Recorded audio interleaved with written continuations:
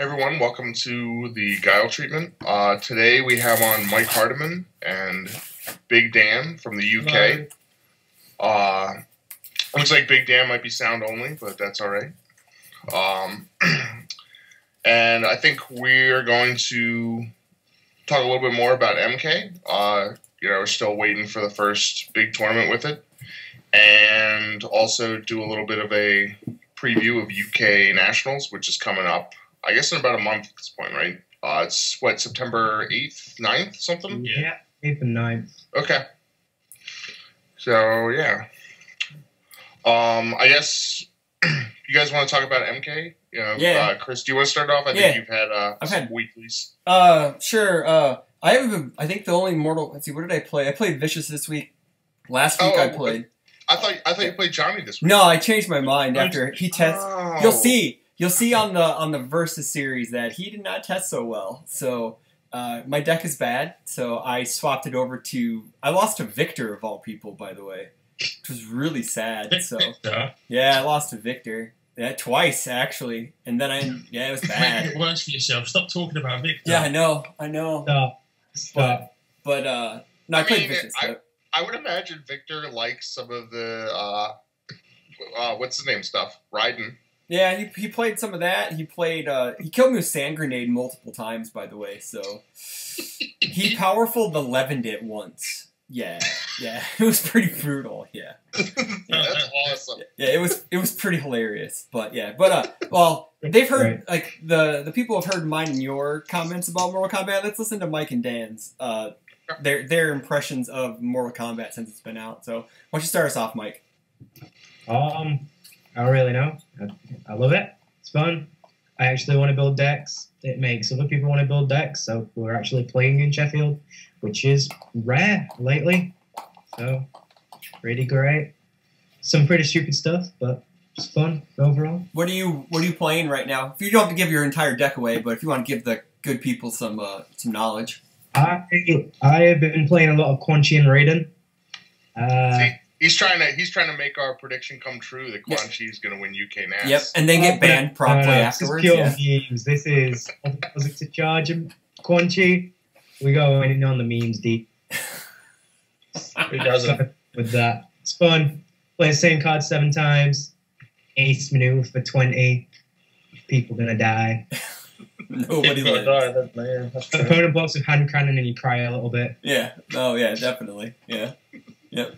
Yeah. The thing about hand cannon, we were just talking before recording, is that it doesn't stop Quan Chi from removing the character card because it says by effect because Quan Chi's cost. So that's something that some people may look over. So you got to read the entire card, kids. I usually don't. So yep.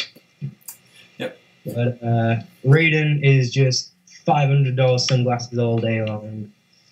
Ready that, tap that, have it make misery for your opponents.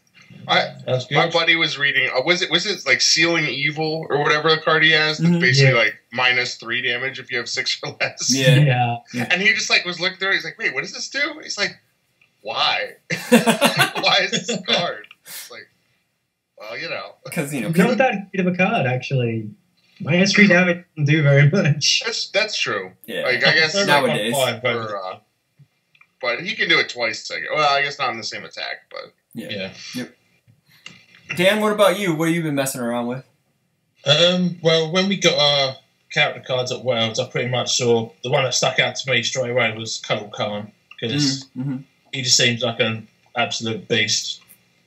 And obviously, couldn't really make the sort of deck I wanted to while I was there. So obviously, when I got back, I pretty much started throwing ideas together.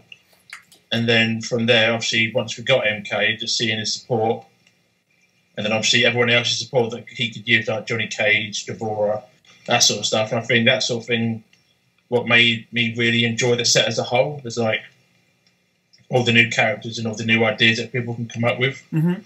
Like some of the older characters as well that have now become really good. So at the moment, I think it's just with Kotal Khan. I've got Liu Kang as well, of Death. He's really, really good. Yeah, he's one of my favorites out of the set for sure. Some of because I think what I was playing earlier, I managed to get 7 cards in their card pool.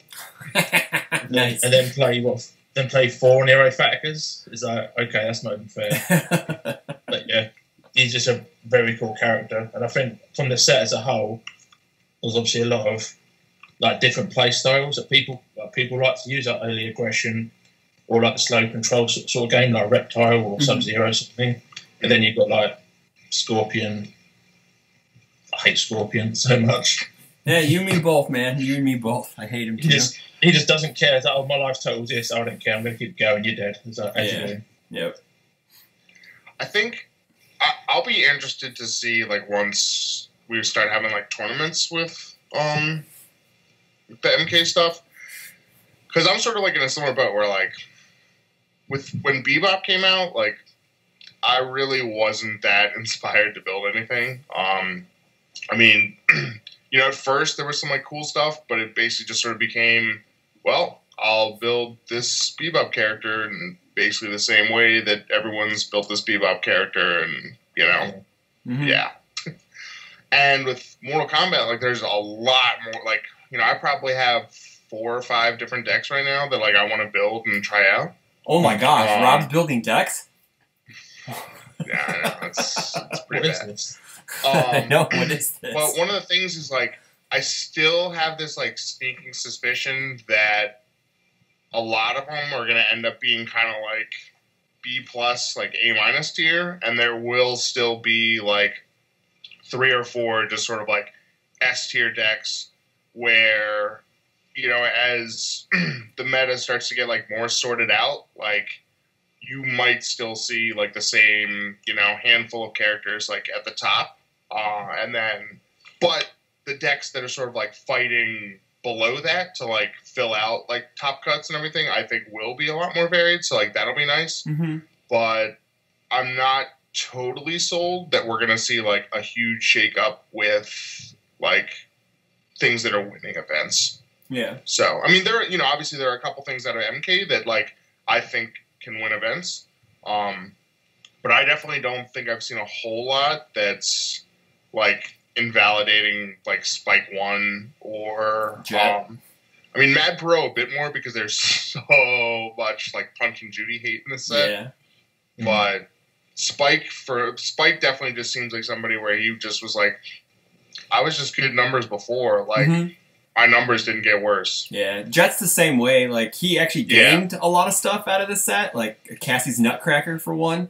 That's just huge. That's like 10 damage right there. That's an EX, what, 4 or 5 or whatever, and extra breaker. It could be 5 after his thing. Yeah, it's just he got, and Johnny's support too. It's like, you know, like he needs more breaker, I guess. So, but yeah, but Jet. I mean, the only thing I think is that at least, I mean, for Jet, it's like if they build like a turn 1 like sense of morals against you, you're just kind of like, well, like now I gotta sort of figure out how to win without like stunning out their whole board. But he can still do it. You know, like you just said, you know, he could always just sort of be like, well, I have like EX5 on this, so.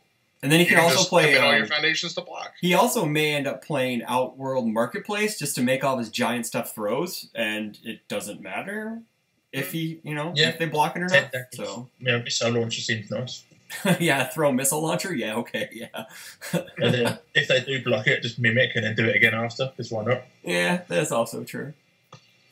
What are your thoughts, Mike, going into like how wide open the meta is? Do you think that there's like a set echelon of characters, or do you think everyone's pretty much a mixed bag right now? I think there will be, but I don't think we're going to know it until US Nats. Because we got... Is there a PTC after UK before US? So there's one right before you guys in Virginia, and I was sort of saying beforehand, I don't think that that's going to be huge. They have actually like a pretty decent-sized play group, I think. I know we've been down there a couple times, and I, you know, sort of see different faces depending on like who's like off of work and who's, you know, not. But I would imagine that they could pretty easily hit like probably like 15 to 20 just locally. And then I know like a couple of us are going to go down, and you know, there might be some other travelers, but just being like a holiday weekend, like, you know, a lot of people I've talked to sort of are going to like take a pass on it. plus, like, I know a couple of the people have chosen instead to the next week come to UK Nats, like Kevin, Tim Keefe, like some of those guys. there is a so PTC. Sorry to interrupt you. There is I was going to say, there's one in like Tampa too. Right? Yeah, it's Lakeland, Florida. It's the 6th and 7th of October. There's a PTC. Okay. And that's 2 weeks before Nats. US So, Nats, I should say. 2 PTCs, UK, and then we've got US. Yep. As you say, Virginia, maybe not the most people there, so yeah. Don't know how much we're going to get from that. UK is weird, is the best way to describe it. Yeah, you're not wrong. A lot of like the top players tend to play whatever they like, and there's a lot of newer players that are like coming into the game and getting grasp to it. So you see like weird, some odd decks around. I know I just don't understand it anymore. I don't think we're gonna have a guaranteed meta until after US. Yeah. And if Jasco want to keep to this 4 sets this year, it's probably going to get shaken up again. Yeah. I don't. I mean, that's not really possible, right? Because we've only had like 2. Yeah. Yeah. Well, I think we'll get one more. We'll still possibly get a third. Yeah, I think we'll get a third for sure. I think we'll get a third. Although I gotta say, like, I kind of hate when they drop a set in like November, December, and there's like no events for it for like 3 months, and then you have it's sort of like you have a couple events, and then boom, there's a new set out. You're like, well, we didn't like they did it kind of for like Blood Omen and Platinum. I guess Blood Omen had a bit more time because Street Fighter got delayed. Yeah, but it's sort of nice to at least have like a couple months that actually have like events in them to sort of like see how the new cards are sort of panning out. Yeah, because I know at my weeklies, man, we have people playing. They don't play top tier stuff. They play weird crap. So hence like the Victor or like Victor, right? Victor, yeah. Like Victor, and then like beating your Johnny Cage. And then like Marco brought Quan Chi a couple weeks ago, and he just steamrolled everybody. Like I played my Liu Kang deck, and I can't do much because all my attacks are 3 damage. So yeah. And then he gained it all back using Devora and Skull and all that stuff. So it's just like, and then, you have some people playing some world beaters, but like most of the time it's just people playing what they want to play. So it's kind of hard to determine what like a national meta is without, I would say, multiple events. But like, I don't know if we really solve that by going to like 2 events a month, but that just seems like a lot. But I think it's more just like I want to see the cards played. Yeah, that's also true. Yeah, that's really it. I don't think that there's enough events or enough people that UFS is really ever going to have like a fully solved like meta. And even, I think Bebop was like close, but even in like the last tournament, where like people decided, instead of showing up with Spike, like we're all just going to show up with Jet. Yeah. And then there were like 3 Jets and Top Cuts that were all like fairly different. So that's sort of one of those things where, and the only reason that I think it was like that for Bebop is because the power was so disproportionately, like, kind of like at the top of these, like, 6 or 7 characters or whatever. And so it just kind of like, it wasn't necessarily that people had like optimal like decks for those characters, as it was just that those characters were so much better that like, just by playing them, like, you had a pretty good chance at, like, doing well. So. Dan, your thoughts? One thing I have noticed is sometimes where, like, when a new set comes out, people spend, like, the first few, like, days or weeks trying to get a grasp of sort of how to decide on what they're sort of wanting to use for their decks. Obviously, you get, like, a first draft. And obviously, you go into, like, the testing phase where you change certain aspects or whether you want more aggression or more defense. And I think, obviously, like Rob said, there's obviously not enough events, obviously, to test that. Obviously, because you've got your locals, you probably do, twice a week. And then, obviously, then you get thrown into the deep end if you're like a newer player. Right. Or go into your first event. And obviously, it could be quite a daunting process, obviously. And then, obviously, you go in there, you do quite well, but then you think, how could you make it better? And there are a lot of cards that I've seen. I noticed earlier today. I was helping a newer player make that Turbo Man deck, and obviously there's a lot of cards that at first glance, sure, I think that's okay. That when you probably get a good read of the cards to sort of understand sort of what you want to try and do with the deck, and then sort of work it around that sort of thing. But then obviously, like Rob said, there's not enough events, i.e. tournaments or PTCs or nationals. Yeah, I mean, well, you guys have even. Yeah, I was gonna say you guys have even less. You basically just have locals and nationals, right? Yeah. Yeah. So, and I know too, because I gotta say, because I came over for UK Nationals last year, and I guess I'd been to the UK before, but I'd really just been up in over in Northern Ireland and Scotland and stuff. Okay. And I know when we flew into London and then got picked up, and it was a 4-hour drive or whatever to Sheffield, and I was like, man, this is bigger than I thought. I was like, this is a little more inconvenient, I'm sure, to get from one play group to another. Yeah. Just for, I mean, it's still not awful, I guess. Obviously we don't have a ton of stuff going on. So when we go to Virginia or New York or something, it's a 4 or 5 hour drive. Yeah. But yeah, just especially when you guys are more spaced out. So I feel you have a couple play groups, but generally they're just about 10 to 15 players, right? Sometimes not even that in some places. Right. Sometimes it's us where it's where you have 3 or 4 people. I'd love to have a 15-player player base. That'd be amazing. I mean, I'd like to have one too. Yeah. But yeah, I mean, it's just, I feel especially starting out, you kind of go to some tournaments and it almost helps to just sort of keep playing the same deck. I mean, that's really what I did when I started out. I played Gutsman at a bank, I think 4 or 5 events in a row. And each time I would just make slight tweaks to it, based on what I learned at the previous event. Yeah. And then just sort of after you've been playing for a while, I think it's a little easier just kind of build a deck and kind of eyeball it. And you'll still make mistakes. You'll still go to an event and just be well, I thought that card was going to perform better for me than it did. But you'll have far less of those, just as you gain experience and you still obviously you can play at locals and learn some stuff, but locals I think it's does not equal national events. That's for sure. No, by it any doesn't. means. By any means. See, but that's one of those nice. Oh yeah, go ahead. Go ahead, Mike. I was gonna say that's where I feel quite lucky with my group, in that there's a lot of highly competitive people. Yeah, that's true. A lot that have won different nationals.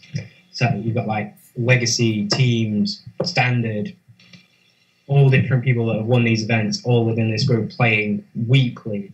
Yeah. Always bringing different decks, always bringing new things, always building new things. So I'm quite fortunate in that I get to see something a little bit different. And I also, every single week, there's a new card where I go, I did not respect that before today. I respect them. Punchwalk. That's a beating. That is a beating. Not gonna lie. Yeah, I know that at I guess kind of to steer us back to MK a bit, my group has really hopped on, they liked Bebop for what it was, but they also saw that it's just hey, well, we got to play these 6 or 7 characters, or we're not gonna do well at a national event or whatever. But they still brought their weird decks while I was playing Spike 1 and stuff like that, just to get But I don't know, just you gotta get testing in somehow, some way, and definitely. And I don't, Chris. What? Stop being mean to your kids. Hey, sometimes they deserve a beating. So. Hey man, when you beat them with Grant Padley for a month and a half straight. Yeah, I know, and you were giving them help. I know, but it was terrible. It was terrible.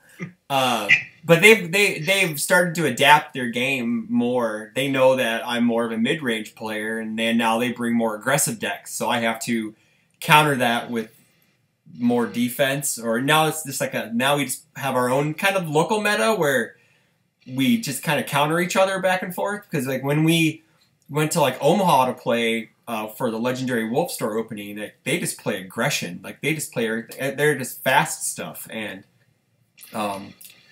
we just got our butts kicked by, you know, for a while, and then, you know, Woodman came out and still lost her Ringman on turn 2 with, you know, with Raging Demon. So, but anywho, we'll move on to that. But yeah, but MK's been very positive. I guess Gen Con was a big success for Jasco. They sold tons of MK. Were you at that? No, unfortunately, I did could not make it. Win or what? No, I had 2 guys who went to Gen Con who picked up stuff for me, but other than that, I was just word of mouth. You know, they had the Salty King himself, Phil Birch, demoing people, so I would have loved to see that. Oh, wow. And sat down for a demo with the Phil Birch, because shout outs to that guy, because that's... Is he sober? I don't know, but I know that, I don't know if it was like I would love to get a demo from Phil Birch. I don't know if it might have... It could have been in his Legendary Wolf contract that he had to go and help out, because I know Miles was there with Legendary Wolf doing stuff, so... That would be kind of funny. But yeah, I guess like Jeremy and all them went. They did all Michigan did other stuff while Phil demoed all weekend. So, you know, but yeah. Yeah, MK seems like it's a big success. Even though people are buying it. Are you having a thing where people are buying stuff, Mike, and maybe not playing, that they're just collectors? I don't really know. I don't know how it's sold at the store, but that definitely happened with Bebop. Like, there was definitely people, like, we would be sat in the store playing and we'd hear people talking about it and buying it, and, like, some staff members would ask us, oh, what should people buy, and these kind of things, and we'd tell the staff, and then just, don't know. Yeah. Never. But if people are buying it, that means the store will buy it, which means we get to keep buying it, which means we get to keep, we've got a place to play. Yeah, that's true. Yeah. That's the whole thing. Yeah, that's been a frustration for me with like some of the stores we've had here, where, you know, you go in and, you know, like you can tell that people have been in there like buying stuff during the week, but then you just never see the players, and you're just, and like, you know, you just figure it's people that are either like getting like a starter or something and going home and like playing with their friends, and then they're just like, okay, like I'm good. Yeah. Or, you know, or just collectors that go, man, this is like Scorpion and Sub-Zero, or like, you know, I got like some booster packs of this game, like just like collecting, like just out of like, you know, like they like MK and they don't really care about like actually playing. Yeah, that's I think that like I was trying, like I play Final Fantasy on the side, and I was talking to guys who play Final Fantasy who are Mortal Kombat fans, and they go, does this have my favorite character in it? And I'm like, no, but it could eventually. And they're like, well, I don't care. And it's just like, well, maybe if you tried the game, you might like it, even if you have like other characters that you might like, because, you know, it's Mortal Kombat. Like everyone knows Mortal Kombat. Everybody knows. Yeah, everyone knows. My wife doesn't know Mortal Kombat, but that's besides the point. You have to teach it, in, Chris.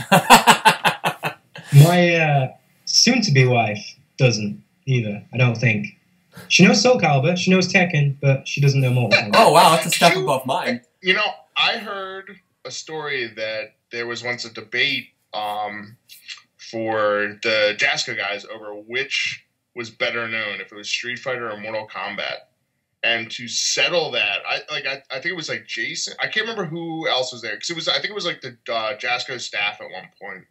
And it was like Jason, I think Shane was there at that point, and it was like some of the older people that aren't there anymore. And they were at like a restaurant.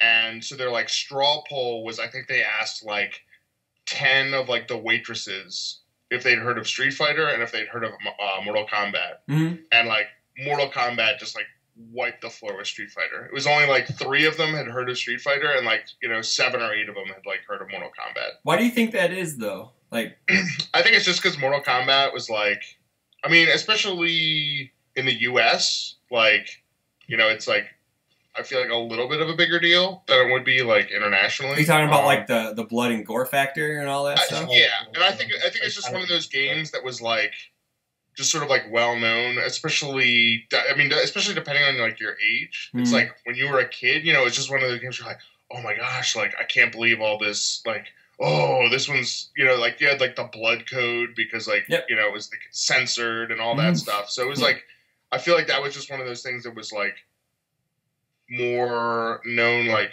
casually. And, you know, Street Fighter is something like you might see in like an arcade, but, you know, if you just don't care about video games at all, like I feel like you're. I mean, I don't know. I mean, I guess it just depends. But you know, Mortal Kombat would definitely be something that would like you'd hear about just because of the violence and some of that stuff. Sure, sure. That you wouldn't necessarily hear about for Street Fighter. Yeah. So. Okay. So what are some cards, Dan and Mike, out of Mortal Kombat that have really like stood out? I know we've talked about Fatality a lot in our group chat, but I know you guys don't care for it all that much. But anywho, but go ahead and if you guys want to, Dan, go ahead and start us off. What are some cards that you like out of the set? The one that stands out for me at the moment is probably Power Flip. Okay. There's so many characters that card is good in. It's like it pretty much made like Turbo Man a character again, and even with Jet, that's still like a stun 3 that you can just bring stuff down, keep wailing on them. Sure, yeah, and it's a reversal too, right? Yeah. And it's obviously it's base numbers as well. Obviously, it doesn't have a block, which is a bit upsetting, but it's still a 5/5 for 5. Mm-hmm. Even on a reversal, if you've stunned them, that's still near enough guaranteed damage. Yeah, which is good. You've got, well, I've got my folder here, trying to find the right page. Sand Grenade, I'm really, really intrigued by. I am too. I think Sand Grenade is like, you know, is one of those cards where like if you can like build around it, like you can definitely get some wins. It's a little bit like was it Clark Buster? Yeah. But you need like momentum. I think there's another card that's actually like Clark Buster too. Is Frost Hammer is as well. Yeah. So like Order definitely has like some just absolutely like huge damage right now. As long as you're running like stun as well. The Frost Hammer? No, Sand Grenade in Sub-Zero. Oh yeah. Oh yeah. I mean, I think I'd rather play that than like his sort of like big card that like seals 3 or whatever. Oh yeah, I forget what it's called. Deep Freeze. Yeah, Deep Freeze. Yeah. But continue. Was the Jackie's Ultra Air Ground Smash as well? I've grown a newfound respect for that card. Yeah. We had a newer player come up yesterday. He bought a starter self. She scored him Sub-Zero and pulled that, and he also had a few Indies cards as well. So he pulled out Push the Limit and thought, so what if you play this with an Earth character with 5 hand or 4? So you're thinking Goro with Air Ground Smash, as you do. So you get draw 4, ready stuff. But then the numbers alone, is like 6 high for 6. Yeah. Which is also gateway shuffleable as well, which is pretty nice. The thing is about that in Goro is you could set that up every turn if you want. If you have a Push the Limit in your discard pile, you pick that up, pick up the other one, and you can do it like every freaking turn if you want. Yeah. That's where the double comes in. Yeah. Mimic stands out as well, because that just seems so good on so many levels. I haven't really tested that card out yet, but it looks like it could be something, that's for sure. Other than the infinite people have talked about, you know, copying Tech Sphere and all that stuff. But I mean, anything that copies like something else, you know, is always going to have like the potential to just be like busted, crazy. Yeah. Yep. I mean, you could do it after a Sand Grenade, pretty much make it twice as bad for him. Yeah, that's true. Yeah. And then what else we got? Princess Parry is annoyingly good when you come across somebody playing that and Fade in the same deck. Yeah, I didn't respect that card at first because of the 1, because I hate 1-checks because they're just bad. They're bad luck for me. But I had that Trent played that against me, and I'm like, and then because Church talked about it in our group about how you get to discard the card, you get to discard the attack you're bouncing, even if you fail to play the attack. Like it's part of the cost. So that's why it has that 1-check on it, because Dimension Door Ambush just puts it back into their hand, but it has a heavier cost than that. So and that's why I understand the 1-check now. But yeah, that card's pretty awesome. I pulled 1 in locals this week. It was great. So. We've pulled 2 in 16 boxes and about 14 starters. Jesus. I think I got 3 out of 5 boxes. Oh man, can't we have those boxes instead? Like we had the same thing. Like we pulled 4 fades, for pre-release weekend out of 8 boxes, and Tyler bought 10. He's bought in 13, and he's only pulled 1. 13. Yes. 13 boxes? Yes, he bought a kit by himself. Yeah, Didn't but that's pull only any. like 6 or 8, depending, right?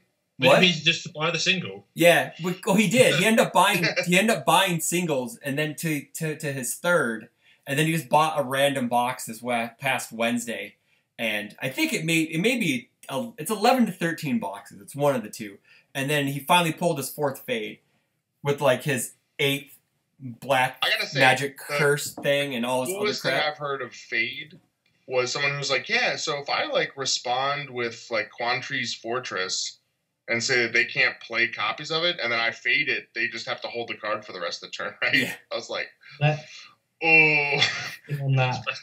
that's pretty good. It's like, yeah, I'll lose 3, and I don't want to see that this turn.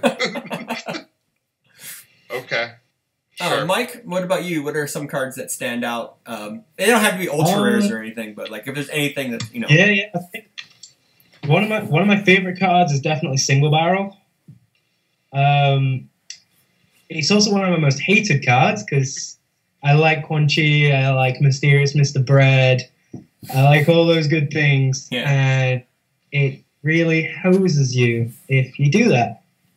But I just like the idea of having another way to filter cards on water, Balance Fighter, which is probably my favorite card in Standard, has been for a long time. Sure. So another way to use that is definitely good for me and makes me very happy. Flesh Shadow Kick is something I want to play with. I want to build Guile, but I can't be bothered to build Guile. So many new characters I want to build. So that's... It's nice to say that, Mike. Wrong place to say it. It's all right. It's all right. It's okay, man. No worries. I'm in the same boat. Okay. Guile's like back burner. Yeah. What is it? The Cassie Kick? The... what's the name of it? Glow Kick. Oh, sure. Is really fun. I built a good symbol Takeda that was just trying to do random things.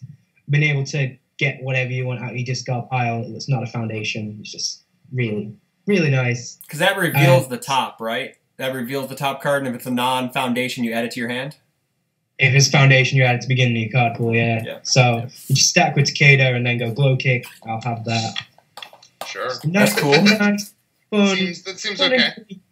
Fun and clean, not broken, not like looping anything, doing It's anything like like neat. It's a neat little combo. nice, clean fun. Nice, clean fun.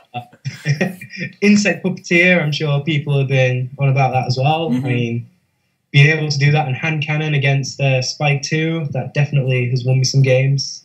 Yeah. Doing that against, what was it? A Katana deck that was trying to play a million sadistic, whatever it's called, Melina's Ultra. Oh, Sadistic Ways? Dude, that card is sick. I finally got to play with it like the other day, and I ended up like playing against this guy who was like just running some like legacy stuff, and it wasn't like a great like legacy deck.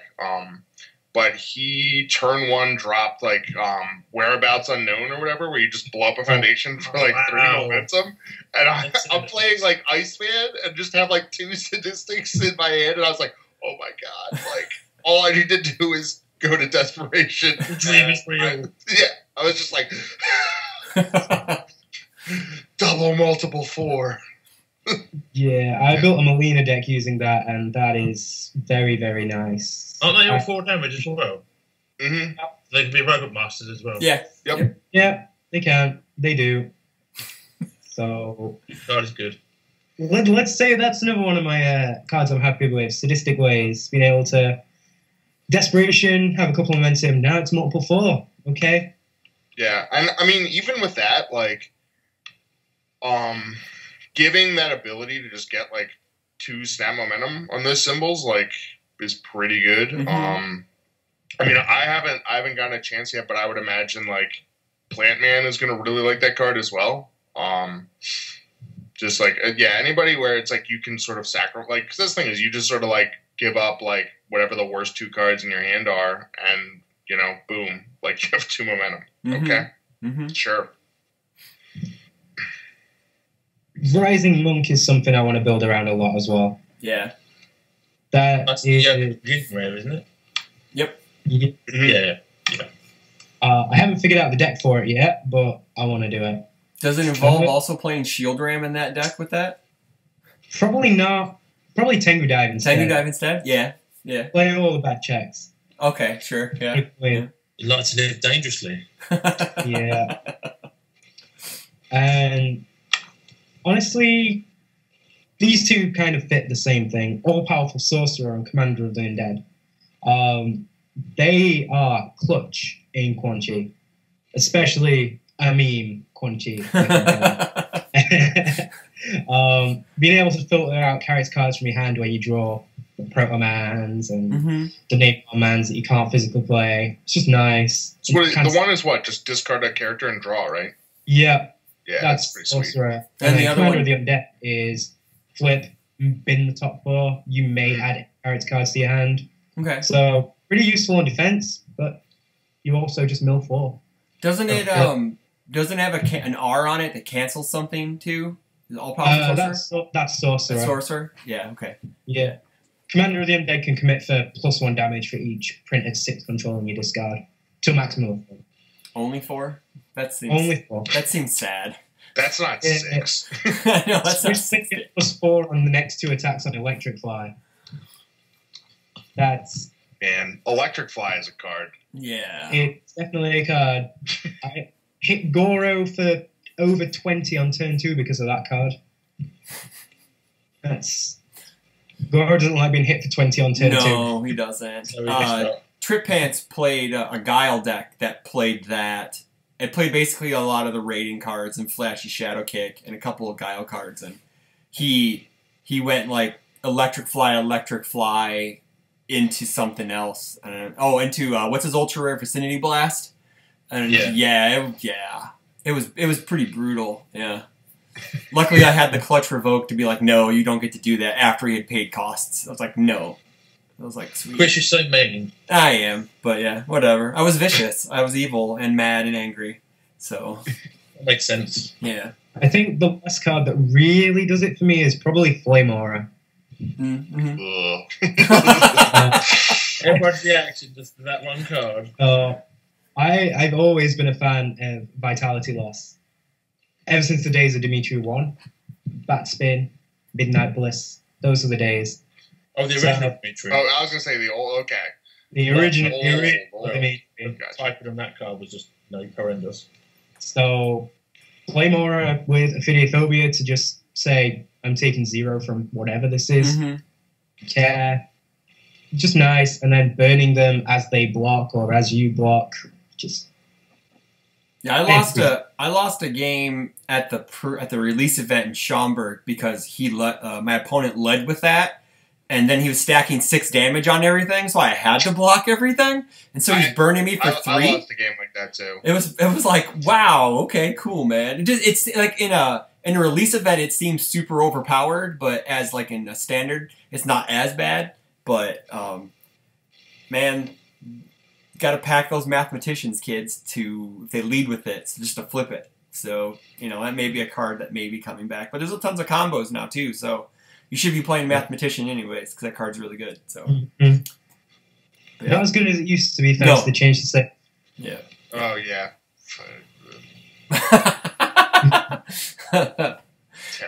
Terrible. It looks like we're about an hour in to the show, so we'll take a quick break and then come back with the UK Nats portion of our show. So stay tuned, people, for the next episode. Thanks.